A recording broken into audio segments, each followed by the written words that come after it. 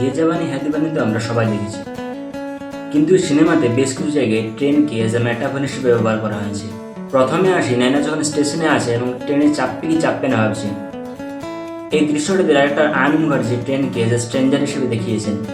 হয় না আমাদের লাইফে কেউ দুম করে চলে আসে, আমাদের জীবন সব কিছু নিয়ে ভরিয়ে দেয়, সেই রকম এই ট্রেন নায়নার জীবনে অ্যাজ এ স্ট্রেঞ্জার হিসেবে আসে এবং তার জীবনে সব কিছু ভরিয়ে দেয়। সে তার ব্যারিয়ার থেকে বেরিয়ে পৃথিবীর বিভিন্ন জিনিস ডিসকভার করে।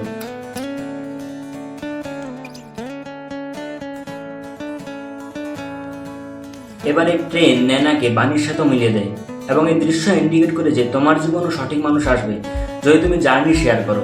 এবার বাণী আর ন্যানা আলাদা হয়ে যায়, বাণী তার ড্রিম জব করতে চলে যায় অন্য দেশে।